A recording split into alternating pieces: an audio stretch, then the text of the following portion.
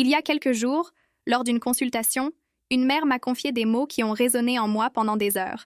Cela fait 3 ans que j'essaie tout et rien ne fonctionne. J'ai l'impression d'avoir échoué. Peut-être reconnaissez-vous cette lassitude silencieuse. Peut-être vous êtes-vous, vous aussi, demandé à voix basse « Qu'est-ce qui ne va pas chez moi ou chez mon enfant ?» Aujourd'hui, je souhaite vous faire une promesse intime qui guide cette vidéo. Ce que personne ne vous a dit sur les crises de colère de votre enfant et comment les arrêter. Marianne Rojas Estapé. Lorsque vous comprendrez la véritable nature de ces crises de colère, quelque chose en vous se transformera. Cette expérience vous laissera différent. Vous en ressortirez avec un regard neuf, des mots nouveaux et un cœur plus apaisé. Laissez-moi vous confier un secret que personne ne vous a révélé avec la délicatesse nécessaire. Une crise de colère n'est pas l'ennemi, c'est un signal, c'est le corps d'un enfant qui dit « Je ne sais pas quoi faire de toutes ces émotions ». Avez-vous déjà remarqué qu'au milieu des pleurs, il n'y a ni stratégie, ni calcul froid, juste un débordement? Et pourtant, le poids du regard des autres pèse sur vos épaules, au marché, dans l'ascenseur, dans votre chambre à 3 heures du matin. Vous essayez d'expliquer, de discuter, de négocier, et rien n'y fait. Que manque-t-il? Avant de passer à la suite, prenez une grande inspiration avec moi et posez-vous une question sincère. Que cache ce comportement qui me blesse? La réponse, lorsqu'elle arrive, est à la fois déconcertante et libératrice. Le cerveau de votre enfant est un monde en construction. La partie qui organise, freine, évalue les choses, ce régulateur interne qui, chez nous, adultes, s'efforce de maintenir l'ordre, est encore en train de se développer. Demanderiez-vous à un enfant qui apprend à marcher de courir un marathon? Alors, pourquoi exigeons-nous des tout-petits le calme que nous-mêmes, souvent, ne pouvons pas maintenir? Peut-être vivez-vous ce conflit, vouloir réconforter, mais ressentir de la colère, désirer de la fermeté, mais céder par honte, promettre de la patience, mais vous perdrez au premier accès de colère. Je comprends. C'est l'abîme entre la douleur et le désir. La douleur de ne pas savoir comment agir, le désir d'être un refuge. Et c'est dans cet abîme que réside le tournant. Lorsque nous savons lire ce qui se passe, non seulement dans nos comportements, mais aussi dans notre corps et notre cerveau, trace un chemin. Marianne Rojas. Estapé nous rappelle que comprendre l'origine d'une émotion modifie notre façon de la vivre. C'est comme allumer la lumière dans un couloir que l'on traversait dans l'obscurité. Je veux que vous vous voyiez, dans quelques semaines, respirer profondément, face aux larmes qui vous submergeaient autrefois. Je veux que vous imaginiez votre enfant vous regardant, les yeux embués de larmes, et trouvant en vous le message qu'il n'est pas seul. Imaginez la maison un peu plus calme, non pas sans bruit, mais avec moins d'alarmes. Une routine simple et prévisible, avec des limites claires et une affection inconditionnelle. Pouvez-vous visualiser cette scène? Sentez-vous votre poitrine se gonfler légèrement?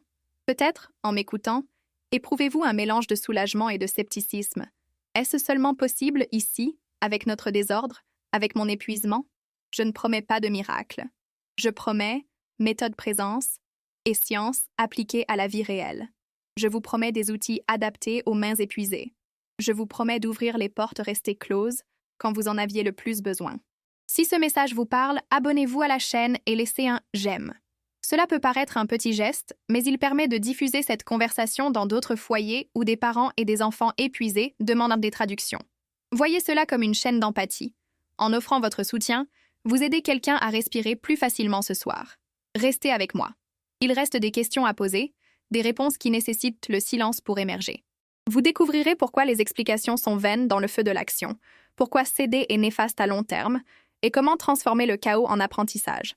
Des révélations changeront votre regard sur vous-même et la façon dont votre enfant se repose dans vos bras. Et quand cela arrive, plus rien ne sera jamais comme avant. Imaginez le cerveau d'un enfant comme une ville en construction.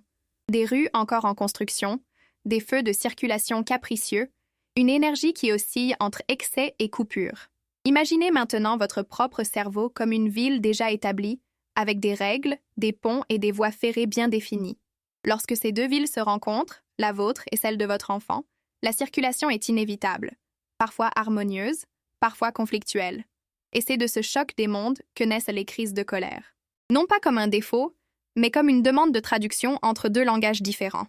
Ce que vous appelez une crise de colère est en réalité le moment où le cerveau de l'enfant hurle « Je ne sais toujours pas comment gérer ce que je ressens ». Dans la tête de votre enfant se trouve un véritable laboratoire émotionnel où chaque jour il expérimente de nouvelles combinaisons. Colère, frustration, peur, désir, faim, fatigue. Il mélange tout, observe les réactions et, parfois, sans le vouloir, tout explose.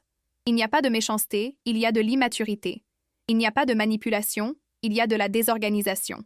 Votre enfant ne vous défie pas. Il ne sait tout simplement pas comment se calmer. La partie du cerveau qui régule les émotions, le cortex préfrontal, est comme un chef d'orchestre qui n'a pas encore appris à diriger. Jusqu'à l'âge de 25 ans, cette zone continue de se développer. Avant cela, c'est le système limbique qui prend le relais, centre des émotions intenses, véritable alarme qui se déclenche face à une menace. Quand votre enfant crie, pleure ou se jette par terre, c'est cette alarme qui se déclenche. C'est le feu intérieur qui fait exploser tous les voyants d'alerte. À cet instant, il ne pense pas. Il ressent. Et ce qu'il ressent est trop fort pour être contenu. Mais voici le point le plus délicat. Lorsque cette alarme se déclenche chez votre enfant, elle éveille aussi quelque chose en vous. Votre propre système limbique s'active. Vous ressentez la honte, l'épuisement, la frustration, peut-être même la colère. Et sans vous en rendre compte, deux cerveaux en ébullition tentent d'éteindre l'incendie de l'autre. C'est comme si deux personnes se noyaient et que l'une essayait de sauver l'autre sans respirer. C'est pourquoi, avant de calmer votre enfant, vous devez apprendre à vous calmer vous-même. Combien de fois avez-vous réagi avant même de respirer? Combien de fois vous êtes-vous rendu compte que votre réaction était davantage liée à « tu as ressenti plus question de ce qu'il faisait que de ce qu'il faisait réellement » ? Il existe en nous, adultes, une vieille blessure, celle de ne pas avoir appris à nous maîtriser, à nommer nos émotions. Peut-être, au fond de vous, les pleurs de votre enfant réveillent-ils les larmes que vous avez dû retenir enfant. Peut-être est-ce pour cela que sa crise de colère fait si mal, parce qu'elle touche une corde sensible encore présente en vous. Quand on comprend cela, quelque chose change profondément. On commence à voir que le rôle de l'adulte n'est pas de gagner la crise de colère, mais d'être, thermostat émotionnel, quelqu'un qui ne sait toujours pas comment réguler sa propre chaleur. Votre enfant a besoin prêter, votre système nerveux a besoin de se calmer. Vous devez ressentir dans votre voix que le monde est toujours sûr, même quand tout semble s'effondrer. Et c'est là un pouvoir silencieux, presque invisible, mais transformateur. Imaginez la scène. Le petit pleure, le visage rouge, le corps tendu. Vous respirez. 3 fois. Vous ne dites rien au début. Vous restez simplement là, pleinement présent, avec un regard qui dit « Je suis là ». Peu à peu, les pleurs s'apaisent. Sa respiration se synchronise avec la vôtre. C'est la corégulation. C'est l'amour traduit en biologie. C'est le moment où le chaos commence à apprendre le calme. Imaginez maintenant l'avenir, peut-être dans quelques mois. Vous et lui confrontés au même conflit, mais différemment. Moins de cris, plus de silence. Moins de reproches, plus de compréhension. La même émotion, mais une réaction différente. Et vous comprenez que votre rôle n'est pas d'éteindre les incendies, mais d'apprendre à construire des foyers plus solides. Marianne Rojas. Estapé affirme que comprendre le fonctionnement du cerveau, c'est comprendre l'âme en mouvement. Comprendre ce qui se passe en soi et chez son enfant fait naître une nouvelle tendresse. Une tendresse lucide, à ne pas confondre avec la permissivité, mais avec sagesse. Et c'est de cette conscience que jaillit le véritable pouvoir de l'éducation, le pouvoir qui transforme la peur en présence et le désespoir en lien. Le secret n'a peut-être jamais résidé dans la maîtrise des crises de colère, mais pour comprendre ce qu'il révèle, à propos de votre fils et à propos de vous. Le comportement humain a quelque chose de curieux. Lorsqu'une situation nous met à l'épreuve émotionnellement, nous avons tendance à vouloir vérifier et contrôler les autres, l'environnement, nous-mêmes. Et c'est précisément cette impulsion, si humaine, si compréhensible, qui nous fait trébucher. Car, à force de vouloir contrôler, nous oublions de comprendre. Et la compréhension exige un temps de pause, de présence et d'humilité. Vous êtes-vous déjà demandé pourquoi, même en sachant ce que vous devriez faire, vous réagissez parfois de manière totalement opposée? Pourquoi répétez-vous les cris que vous aviez juré de ne plus jamais répéter? Pourquoi avez-vous honte de ne pas parvenir à rester calme? La réponse n'est pas un manque d'amour. C'est un manque d'espace intérieur pour respirer avant de réagir. Personne ne nous l'a appris. Nous avons grandi en croyant que contrôler un comportement revenait à éduquer. Et puis, quand notre enfant explose, nous pensons avoir échoué. Alors qu'en réalité, il ne fait que nous montrer ce que nous n'avons jamais vraiment appris correctement, gérer ses propres émotions.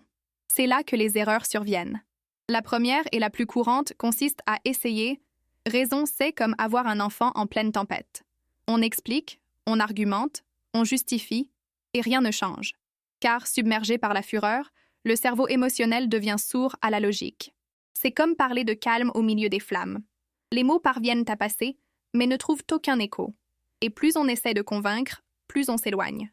Parfois, L'amour tente de résoudre le chaos par des discours, alors que ce dont le chaos a besoin, c'est de silence et de présence. La deuxième erreur découle de l'épuisement, rendement non par conviction, mais par épuisement. D'accord, prends le jouet, juste pour que tu arrêtes de pleurer. Cela paraît anodin, mais quelque chose d'invisible se produit. Le cerveau de l'enfant apprend que pleurer lui ouvre des portes, non pas par manipulation, mais parce qu'il a constaté, par expérience, que l'intensité porte ses fruits. Et le cycle se répète. Amour, culpabilité, concession, fatigue, remords, promesses. Et le lendemain, tout recommence. Vous aussi, vous ressentez cette culpabilité? Ce sentiment d'essayer d'enseigner quelque chose que vous apprenez encore à vivre? La troisième erreur est personnalisée. La crise de colère. Croire que l'enfant le fait exprès, qu'il cherche à provoquer, à tester les limites. C'est l'une des illusions les plus douloureuses et les plus humaines, car nous projetons sur lui notre propre sentiment d'impuissance. C'est comme si le regard défiant de l'enfant réveillait toutes les vieilles voix qui nous disaient autrefois que nous n'étions pas à la hauteur. Et sans nous en rendre compte, nous réagissons non pas au présent, mais au souvenir. Réfléchissez un instant. Lorsque votre enfant perd le contrôle, qu'est-ce qui vous blesse exactement? Ses pleurs ou l'écho de ce que vous avez ressenti lorsque personne ne vous a réconforté. Il existe aussi l'extrême opposé, ignorer absolument. Laisse-la pleurer, ça finira par passer. Et oui, parfois le silence est nécessaire, mais certains silences font plus mal que les cris. Ignorer, c'est dire, sans un mot, ta douleur ne me concerne pas. Et pour un enfant, cette absence est vécue comme un abandon. Elle ne comprend pas que vous essayez de l'éduquer. Elle comprend seulement qu'elle est seule au milieu de la tempête. Mais l'erreur la plus invisible et la plus puissante est peut-être celle-ci. Incohérence, les règles changent au gré de l'humeur, du lieu ou des personnes. Un jour, non est ferme. Le lendemain, c'est négociable. Et l'enfant, sans repère, cherche la sécurité en testant les limites. Car les limites, même si elles sont douloureuses, donnent forme à l'amour. Sans forme, l'affection devient un océan déchaîné, magnifique, mais effrayant. Il ne s'agit pas de culpabilité, mais de prise de conscience. Nous sommes la première génération à tenter d'élever des enfants conscients, tout en apprenant à guérir de nos propres souffrances inconscientes. Ce n'est pas simple. C'est un acte héroïque. Peut-être qu'en entendant tout cela, une scène vous est revenue en mémoire. Une crise de colère au marché, un regard en coin, un jour où vous avez perdu votre sang-froid. Si quelque chose vous a touché, racontez-le. Partager, ce n'est pas se dévoiler, c'est se libérer. Parfois, en mettant des mots sur ce que l'on ressent, on découvre le fil invisible qui relie tant d'histoires tues. Et alors se pose la question qui transperce le cœur. Si nous commettons tant d'erreurs en essayant de tout contrôler, que faire réellement lorsque le chaos s'installe?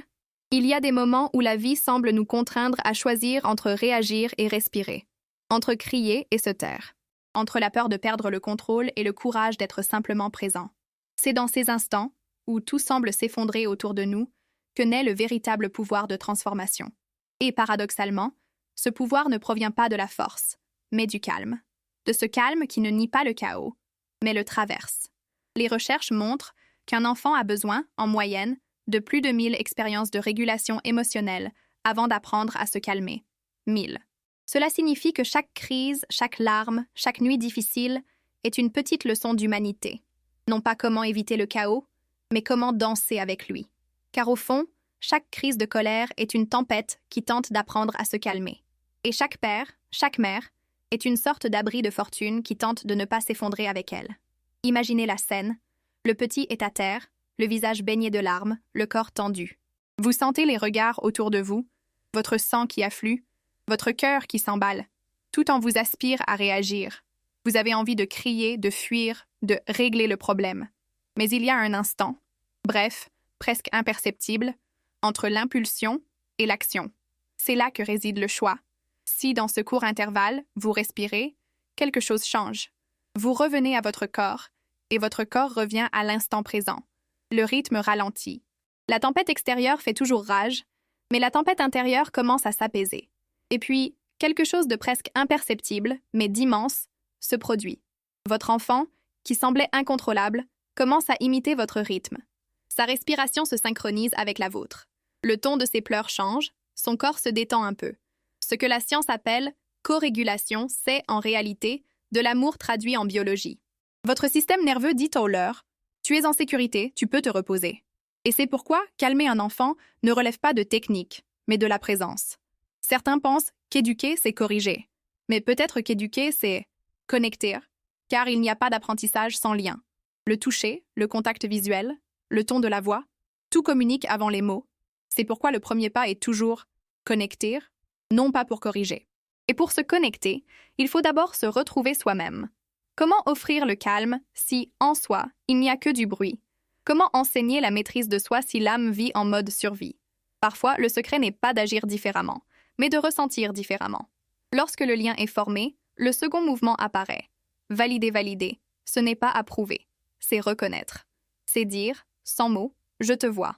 Cette simple phrase crée un pont entre deux mondes. Des recherches récentes ont montré que les enfants dont les émotions sont nommées et validées dès leur plus jeune âge développent capacité d'empathie accrue jusqu'à 40% à l'adolescence. Et l'empathie n'est pas seulement une vertu morale, c'est le fondement du bien-être émotionnel. Valider les émotions, c'est apprendre au cerveau de l'enfant que ressentir des émotions n'est pas une erreur, c'est humain. Et c'est seulement ensuite que vient la troisième étape, réorienter quand la mère retrouve son niveau normal, quand le feu cesse de tout consumer. Il est temps de reconstruire. Réorienter n'est pas punir, c'est guider. C'est offrir des voies possibles pour une même émotion. C'est montrer qu'un cri peut se transformer en mots, qu'une impulsion peut devenir un choix. Tu voulais ce jouet maintenant, et tu t'es frustré. Mais on peut garder ce désir pour plus tard. Cela paraît simple, mais c'est une véritable révolution. Car, dans l'enfance, chaque limite fixée avec amour se transforme ensuite en liberté intérieure. Le plus beau dans ce cheminement, c'est peut-être de réaliser que les mêmes mécanismes qui aident un enfant à se calmer fonctionnent aussi pour nous. Combien de fois avons-nous besoin de quelqu'un pour nous écouter, nous rassurer, nous guider? L'enfance ne s'arrête pas. Elle se métamorphose. Et, d'une certaine manière, chaque fois que nous apaisons un enfant, nous apaisons aussi l'enfant qui vit encore en nous. Au final, votre enfant a simplement besoin de ce dont vous avez toujours eu besoin, d'être vu, compris et aimé inconditionnellement. Il ne s'agit pas d'être un parent parfait, mais d'être un havre de paix où les émotions peuvent se reposer sans craindre d'être submergées. Et c'est peut-être là le véritable sens de la transformation intérieure. Non pas éliminer le chaos, mais apprendre à vivre avec lui jusqu'à ce que la paix puisse de nouveau habiter votre cœur. Pendant longtemps, nous avons cru qu'éduquer se résumait à corriger, prévenir et contenir, que le rôle de l'adulte était de modeler les comportements jusqu'à ce qu'ils correspondent aux attentes. Mais ce que nous avons appris au fil de ce parcours, c'est qu'éduquer, c'est bien plus que cela. Guérir, il ne s'agit pas de corriger, mais d'offrir ce qui nous a nous-mêmes manqué autrefois. La patience, l'écoute, l'observation. Et c'est peut-être pour cela que c'est si difficile, car chaque fois que nous accueillons le chaos d'un enfant, nous sommes invités à revisiter le nôtre. Repensez à la dernière fois où votre enfant a fait une crise, à l'instant précis où sa voix a retenti et où votre cœur s'est emballé. Imaginez maintenant pouvoir revivre ce moment, non pas pour le changer, mais pour le percevoir différemment. Car vous savez maintenant, ce n'était pas une guerre, mais un appel à l'aide. Ce n'était pas de la désobéissance, mais de l'immaturité. Ce n'était pas un manque de limites, mais un manque de ressources émotionnelles. Et dans cette nouvelle perspective, quelque chose se réorganise. Ce qui semblait être une bataille devient un miroir. La fatigue que vous ressentiez, la culpabilité qui vous pesait, le doute quant à la justesse de vos choix, tout cela prend sens. Le comportement de votre enfant n'est pas une offense, c'est une carte. Chaque crise, chaque silence, chaque larme révèle un besoin encore inexprimé. Parfois, c'est le sommeil, parfois, c'est la faim, parfois, c'est simplement le profond désir d'être vu. Et, curieusement, ce sont précisément les mêmes besoins que nous, adultes, continuons d'éprouver. Combien de fois avez-vous simplement souhaité être entendu sans avoir à vous justifier? Combien de fois avez-vous espéré que l'on reconnaisse vos efforts, votre tentative, même en cas d'échec? C'est pourquoi comprendre les émotions de votre enfant, c'est aussi se comprendre soi-même.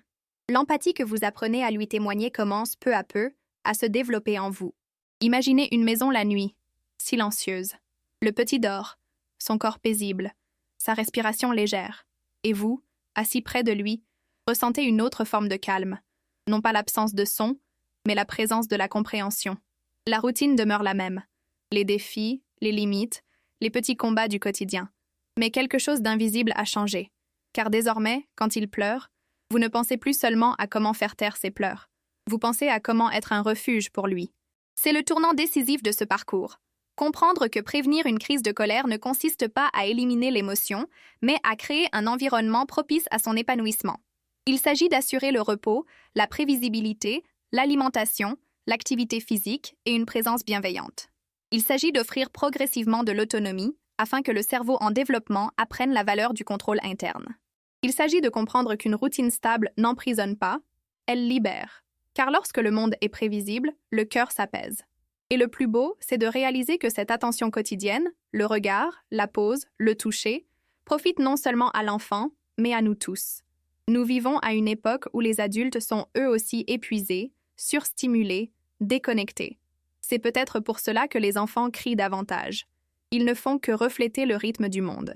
Et si nous voulons les aider, nous devons ralentir ensemble. La paix que nous souhaitons leur enseigner est la même paix que nous devons réapprendre. Fermez les yeux un instant et imaginez. Votre enfant grandit, et un jour, face à une situation difficile, vous le voyez prendre une grande inspiration avant de réagir. Il se calme, réfléchit, parle doucement.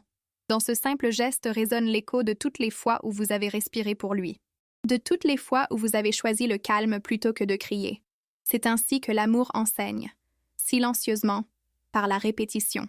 Et c'est peut-être là le véritable héritage, créer une génération qui sache ressentir sans se perdre, qui comprenne que l'émotion n'est pas une faiblesse, mais un langage, et qui apprenne, dès son plus jeune âge, que l'amour le plus profond est celui qui demeure, même quand le monde s'écroule. Respirez. Quelque chose en vous commence à s'harmoniser, à se réconcilier avec votre histoire. Laissez cette compréhension s'installer lentement. Et lorsque vous vous sentirez prêt, faites un petit geste symbolique. Choisissez une chose simple que vous pouvez transformer aujourd'hui, une routine, un mot, un silence, un geste qui dit, sans avoir besoin d'explication, « J'apprends à être un refuge ». Car c'est ainsi que tout changement commence, lorsque l'amour prend forme dans nos actions, et pas seulement dans nos sentiments. Il y a un moment, presque imperceptible, où tout bascule.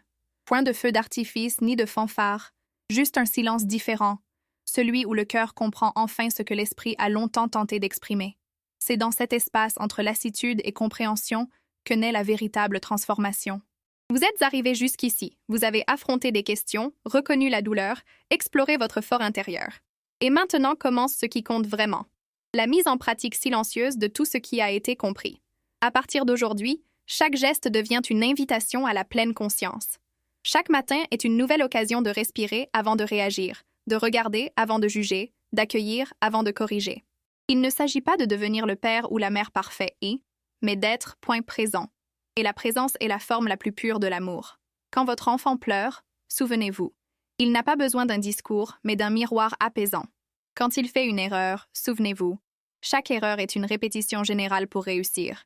Et quand vous vous sentez perdu, souvenez-vous, vous aussi, vous apprenez. Et apprendre est un acte de courage. La plus grande leçon est peut-être celle-ci. Être parent, c'est un échange. Ce que vous enseignez à votre enfant, il vous l'enseigne aussi, mais dans un autre langage. Il vous montre qu'il y a encore en vous des parts qui ont besoin d'attention, des blessures qui réclament de la tendresse. Et lorsque vous les accueillez, sans même vous en rendre compte, vous vous accueillez vous-même. C'est là toute la magie de la parentalité. L'amour qui guérit deux cœurs à la fois. Créez vos propres petits rituels. Inutile de faire les choses en grand. Un simple souffle avant le café, une caresse sur l'épaule avant de dormir, un moment de gratitude pour ce qui s'est bien passé au milieu du chaos. Ces petits gestes ont le pouvoir de reprogrammer le corps et l'esprit. Répétés intentionnellement, ils se transforment en de nouveaux circuits neuronaux, des circuits de calme, de patience et de présence. La science appelle cela la neuroplasticité. L'âme, elle, l'appelle renaissance. Autorisez-vous à échouer, à recommencer et à adapter votre rythme. La constance vaut mieux que la perfection. Chaque fois que vous choisissez de répondre avec amour, même une seule fois sur 10, vous changez le cours d'une histoire. Vous semez une graine invisible. Elle mettra peut-être du temps à fleurir, mais un jour, lorsque votre enfant respirera profondément face à une difficulté, vous reconnaîtrez dans ce geste le reflet du calme que vous avez jadis choisi. Et quand le monde extérieur tente de vous convaincre que la précipitation est la seule voie, souvenez-vous, rien ne mûrit dans l'urgence. Le cerveau d'un enfant, tout comme le cœur d'un adulte, a besoin de temps pour comprendre, intégrer et se réorganiser. Il y a de la sagesse dans le rythme des choses simples, un long bain, une conversation détendue, une étreinte qui dure un peu plus longtemps que nécessaire. Pensez à l'avenir. Imaginez votre enfant devenu adulte se souvenant non pas des réprimandes ni des théories, mais du ton de votre voix lorsque tout semblait difficile. C'est cela qui demeure. Le souvenir émotionnel de l'amour. Et ce souvenir façonne non seulement qui il sera, mais aussi sa façon d'aimer. Car chaque enfant qui apprend à être aimé devient un adulte capable d'aimer le monde. Maintenant, respirez profondément et regardez autour de vous. Le voyage ne s'arrête pas là. Il prend simplement une autre forme. Chaque mot que vous avez entendu n'était qu'une graine. Le terreau où elle germera, c'est votre quotidien. Les bons jours, les jours difficiles, les moments où la théorie se fond dans la pratique. C'est là que le miracle se produit, entre l'erreur et le pardon, entre la limite et l'acceptation. À partir d'aujourd'hui, puissiez-vous marcher plus lentement, mais plus consciemment. Que chaque respiration vous rappelle que vous façonnez non seulement le comportement de votre enfant, mais aussi le destin émotionnel de toute une génération. Et puissiez-vous, à la fin de chaque journée, aussi imparfaite soit-elle, vous dire avec sérénité et vérité « Aujourd'hui, j'ai choisi d'aimer en pleine conscience ». Car c'est ainsi que l'esprit se transforme. Et lorsque l'esprit change, le monde entier change avec lui.